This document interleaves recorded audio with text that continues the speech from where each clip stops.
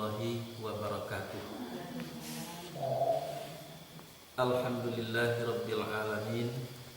Wassalatu wassalamu ala asyrafil anbiya'i wal mursalin wa ala alihi wassahbihi ajma'in. Allahumma zidna ilman nafi'an mubarakan fid dunya wal akhirat. Wafhamna ala syariatin Nabi Muhammadin sallallahu alaihi wasallam. Pertama-tama syukur puji kita serahkan kepada Allah Subhanahu wa taala. Kita tidak boleh lupa untuk mengingatkan kepada diri kita agar kita mampu dan dapat mengisi waktu itu dengan rasa syukur kepada Allah Subhanahu wa taala dan salawat kepada Nabi kita Muhammad sallallahu alaihi wasallam. Pagi kini kita sampai kepada surat An-Nisa ayat yang ke-25. Ayat itu pada prinsipnya kita sudah bicarakan, yaitu menyangkut dengan pernikahan, yaitu masalah nikah, khususnya kepada laki-laki yang tidak sanggup untuk menikahi perempuan-perempuan merdeka yang mukmin, maka dia nikahi sajalah budak-budak yang di dalam genggaman mereka. Salah satu itu adalah merupakan ujian Allah Subhanahu wa taala. Mengapa? Karena begitu belum tentunya yang diingini itu yang disuruh nikahi oleh Allah Subhanahu wa taala. Tapi benar. Itu kebenaran. Ya, jelas-jelas perempuan merdeka lagi mukmin, tambah pula hendaknya cantik dan lain sebagainya, itu memang keinginannya. Tapi karena tidak ada kemampuan untuk itu, alihkan kepada budak yang jauh lebih hina, lebih rendah, katakanlah rendah bukan hina, daripada si perempuan-perempuan yang merdeka tadi. Nah, itu menandakan bahwa manusia itu tidak boleh mengedepankan keinginannya. Itu salah satu ujian. Tapi yang akan dikedepankan, yang akan dikemukakan itu adalah kebenaran. Nah, jadi walaupun yang diingini adalah perempuan-perempuan yang merdeka, tapi kalau kamu tidak mampu, itu tidak benar. Nanti tidak akan kekal abadi kamu di dalam melaksanakan pernikahan. Maka itu sekalipun tidak kamu ingini atau kurang kamu inginan, tapi yang benarnya, yang baiknya kamu harus kawini budak-budak. Nah, itu salah satu rahasia. Itu sebabnya ayat itu dihubungkan dengan masalah iman. Wallahu a'lamu bi imanikum. Dan Allah itu mengetahui dengan iman kamu. Apakah kamu mampu mengikuti kebenaran ataukah kamu mengikuti keinginan kamu? Nah, itu. Memang kalau kita lanjutkan pembicaraan tentang itu satu hal yang membahayakan. Kalaulah manusia mengedepankan hal-hal yang diingininya di dalam kehidupan, itu sangat berbahaya. Apalagi di dalam urusan agama. Nah, karena kita tahu dan kita sudah jelaskan, tiap-tiap yang diingini itu belum tentu benar. Bahkan ada orang berpendapat tiap-tiap yang diingini itu 90%-nya itu tidak benar. Tergantung kepada kemauan nafsunya sendiri. Nah, dan kemudian setiap yang benar itu kebalikan yang tadi. Belum tentu itu diingini. Bahkan ada orang yang berpendapat setiap yang benar itu 90% tidak sesuai dengan keinginan. Nah, banyak contoh-contoh bangun malam itu tidak diinginkan oleh diri manusia pada mulanya. Ya, salat duha itu waktu-waktu yang paling berharga sekali untuk menatap dunia, mengurus dunia. Di situ diperintahkan untuk salat duha. Jelas itu tidak diinginkan oleh manusia pada mulanya.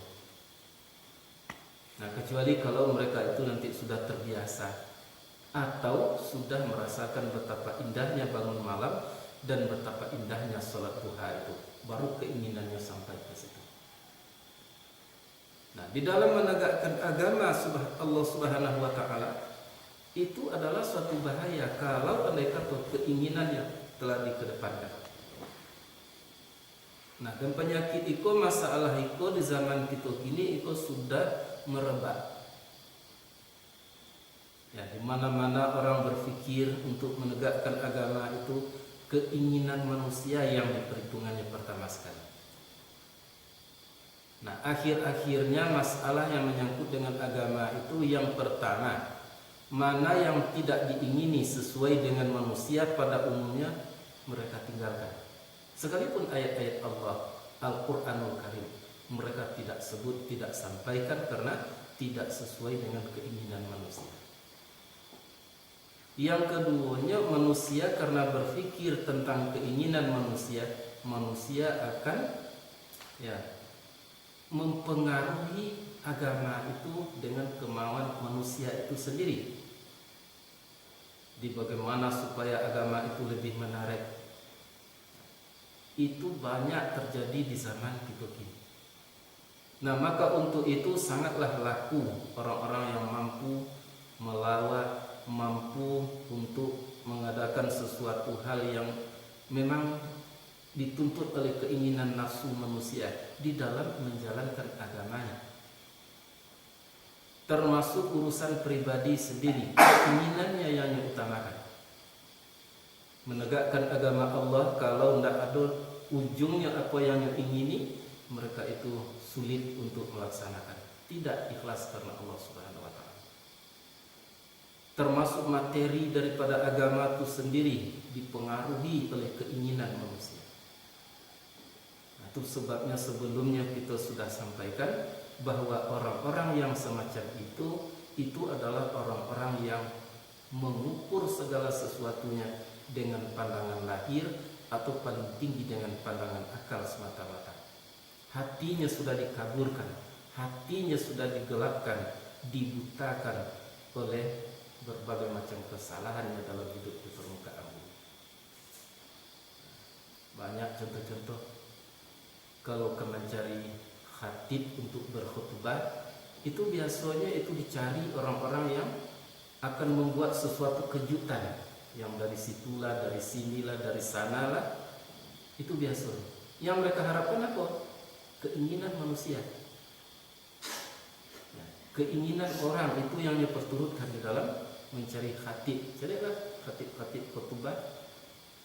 Jarang lakunya tuh khatib-khatib lokal, tidak laku tuh. Khatib-khatib lokal keluar lakunya. Sebab di daerah eten betul pemikiran manusia. Begitulah jadinya. Jadi agama itu sudah dipengaruhi, bahkan sudah diintervensi oleh keinginan manusia. Padahal keinginan itu belum tentu sepenuhnya benar. Tadi. Nah, jadinya agama itu menjadi ringan, agama itu menjadi menipis dan lain-lain sebagainya. Orang mengatakan bahwa agama itu mudah. Salah itu. Ada orang mengatakan agama itu sulit. Salah itu. Nah, yang sebenarnya Pak, agama itu sulit bagi orang-orang tertentu. Orang yang tidak sepenuh hatinya menginginkan agama itu, orang yang tidak sepenuh pikirannya menghadap kepada agama itu, sulit oleh mereka agama. Dan agama itu mudah bagi orang-orang yang konsentrasinya penuh kepada agama. Memang agama itu yang dia prioritaskan di dalam kehidupan. Memang agama itu yang menjadi kebutuhan pokok oleh mereka di dalam kehidupan. Bagi mereka akan mudah agama.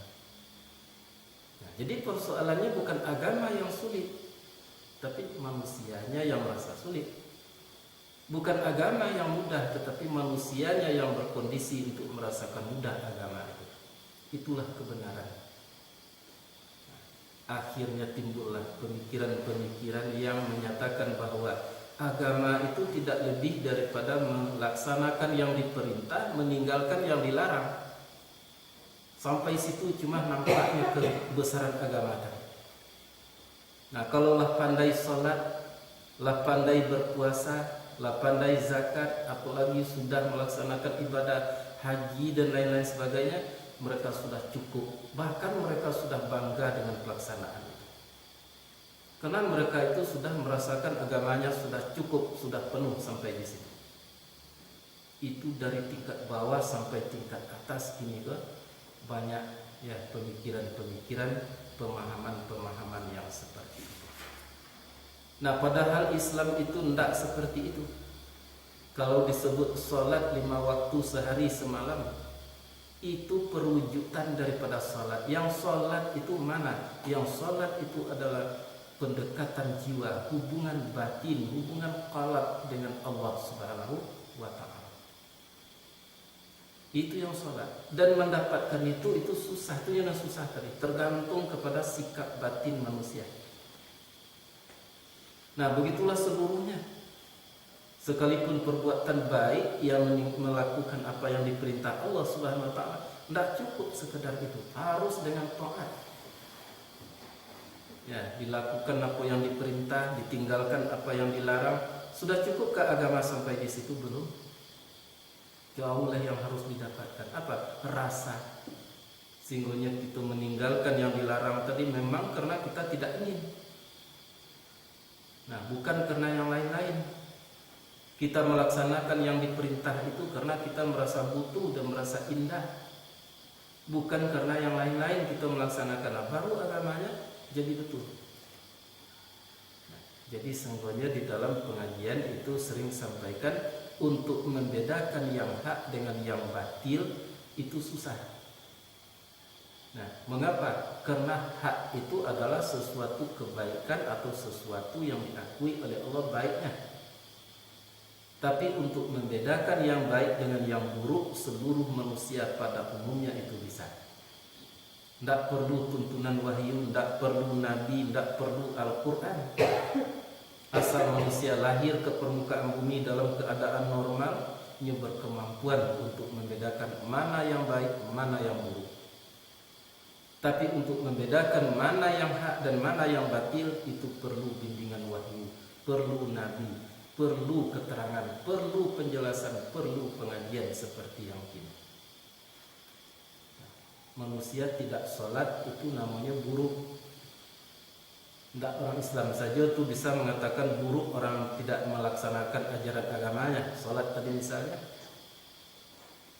Nah, seluruh orang tahu kalau sudah dilaksanakan, dipatuhi ajaran agama itu adalah baik. Bahkan orang yang tidak Islam pun mengatakan itu baik karena mematuhi ajaran agama. Tetapi apakah benar atau tidak? Kok orang-orang yang dibimbing oleh wahyu yang bisa menentukan. Apabila perbuatan baiknya tadi dia lakukan didorong oleh keinginan semata, itu tidak benar. Kalau perbuatan baik yang diperintah itu dia lakukan tapi mengharapkan selain daripada Allah, itu tidak benar walaupun baik. Tapi kalau mereka sudah lakukan apa yang diperintah seperti sholat tadi, hanya menuju ridha Allah, karena sholat itu merupakan kebutuhannya, tidak ada yang mereka harapkan kecuali hanya ridhonya Allah Subhanahu wa Ta'ala, baru sholatnya benar. Apabila perbuatan yang diperintah oleh Allah nyo lakukan, tapi didorong oleh rasa butuh, rasa ingin untuk melaksanakannya, itu baru benar. Tapi kalau nyo melakukan sebanyak apapun mereka lakukan yang diperintah Allah Subhanahu wa Ta'ala, tapi dikarenakan bukan karena Allah Subhanahu wa Ta'ala, itu hanya baik, tidak benar. Nah, jadi rumusnya untuk mengenal yang baik dengan yang buruk itu seluruh manusia mampu. Tapi untuk mengenali mana yang hak dan mana yang batil, itu orang-orang yang dibimbing oleh wahyu, itulah yang akan bisa orangnya untuk membedakan. Nah, untuk itulah kita pelajari ayat-ayat Allah Subhanahu wa Ta'ala agar kita mampu untuk membedakan mana yang hak dan mana yang batil. Jadi pertanyaan pertanggungjawaban segala sesuatunya di hadapan Allah Subhanahu wa Ta'ala bukan baik buruk, tapi adalah hak atau batil. Sehingga banyak itu di dalam Al-Quran. Salah satu misalnya Allah bertanya nanti Masalakakum fi saqar, apa yang membuatmu masuk ke dalam neraka? Lam nakun minal musallin. Orang mengartikan kami tidak sholat hidup di permukaan bumi dulu. Boleh, tidak salah itu. Tapi mutlaknya lam nakun minal musallin itu adalah sholat walaupun kami laksanakan tapi tidak benar, tidak masuk kepada daftar sholat yang benar, sholat yang kami lakukan. Hanya sekedar gerak lahir saja, duduk tegak saja, itu salat yang kami laksanakan dulu. Jadi maka oleh sebab itu hati-hatilah. Jangankan salat, hendaknya apapun aktivitas kita hidup di permukaan bumi itu benar di sisi Allah Subhanahu wa taala. Nah, maka banyak itu tintanya para ulama, artinya tulisannya para ulama itu tidak tanggung-tanggung kalau benar. Tetapi tulisannya para ulama itu kalau tidak benar itu akan menyiksa dirinya sendiri. Kalau tulisan, perkataan itu, penglihatan, pendengaran seluruhnya itu harus benar. Nah, maka untuk itu baru mampu manusia itu disebut dengan orang yang mengabdikan diri kepada Tuhannya Allah Subhanahu wa taala. Garis bawahi, bukan berarti tidak salah, tetapi benar, beda itu. Bisa saja yang salah tadi menjadi benar, bisa. Apabila kesalahan disadari secepatnya lalu minta ampun dan bertobat, maka itu dinilai bahkan diganti oleh Allah dengan kebaikan. Itu sebab para sahabat itu dijamin masuk surga. Kesalahan-kesalahan mereka yang menggunung selama ini lalu sadari dengan sepenuhnya, tobatnya dan minta ampunnya kepada Allah Subhanahu wa taala, maka akhirnya diganti oleh Allah kejahatannya tadi dengan kebaikan. Nilai keburukan yang telah dilakukan diganti dengan kebaikan. Akan indah agama, kan murah. Jelas-jelas perbuatan buruk tetapi bisa berganti dengan baik. Bahkan bagi orang-orang tertentu jelas-jelas itu buruk, seperti Nabi Khidir misalnya. Nah, bertemu dengan seorang anak ketek, membunuh anak ketek tadi. Benar itu di sisi Allah Subhanahu wa taala. Tidak boleh ditiru-tiru, dicontoh-contoh. Itu orang-orang yang tingkat atas yang bisa seperti itu. Karena hanya melihat dengan nur ilahi. Kalau anak ini dibiarkan besar, yang akan memurtadkan dua orang ibu bapaknya nanti. Lalu dibunuh anak tadi. Nah, lalu bersobok dengan sampan-sampan rancak indah, sampan tadi di tepi pantai, yang rusak seluruhnya, tinggalkan cie. Yang paling buruk sekalinya tinggalkan. Tidak boleh dicontoh itu, tidak boleh ditiru. Salah itu, tapi benar di sisi Allah Subhanahu wa taala.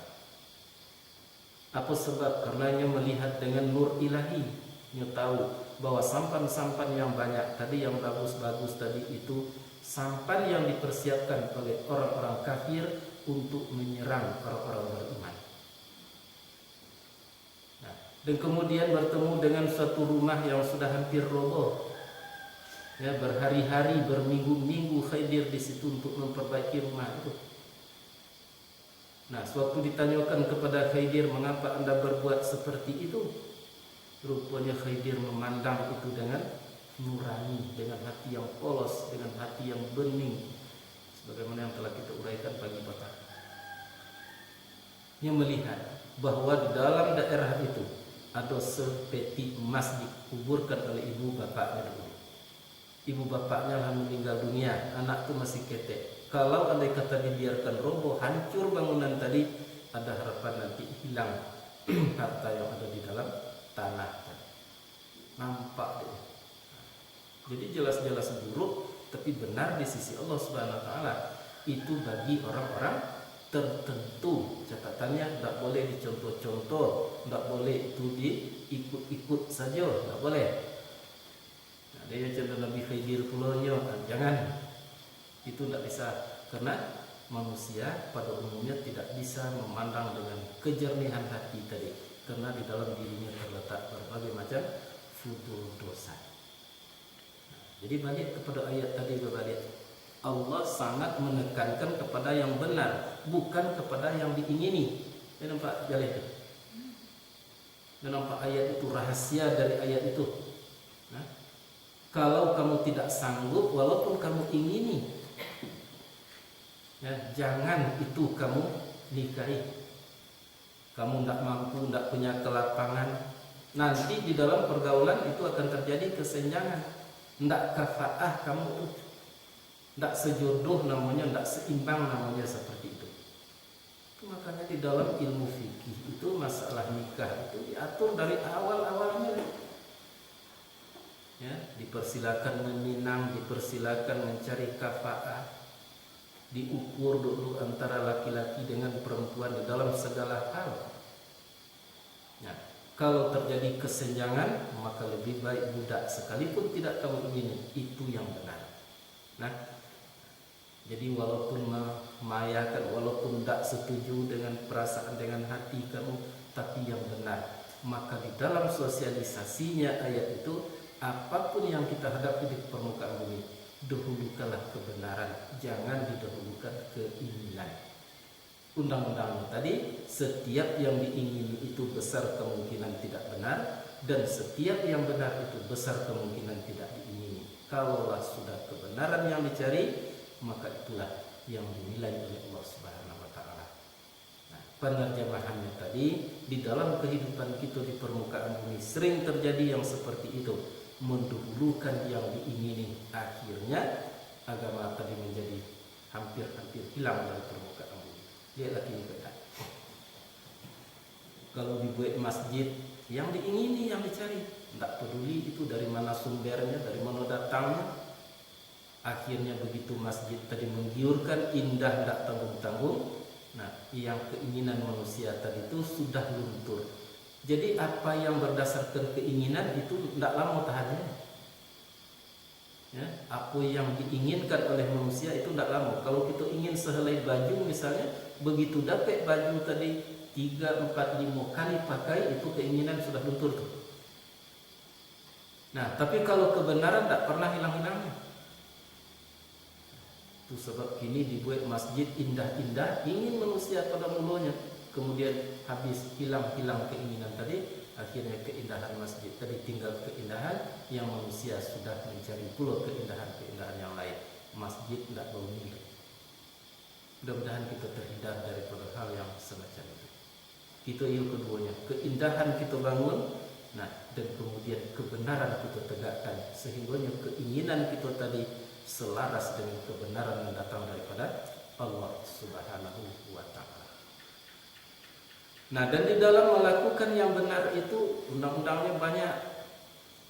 Ada kewajiban, ada hak yang harus dibayarkan. Kewajiban yang harus dibayarkan kalau sudah dikawini mereka-mereka itu, nah, wa atuhunna ujurahunna, bayarkan kepada mereka, berikan kepada mereka itu mahar mereka, bil ma'ruf, dengan secara patut. Memberikannya dengan secara patut, tidak boleh dengan main gertak umpama. Nah, dan kemudian mahar yang akan diberikan itu secara patut, sesuaikan bayang-bayang dengan badan.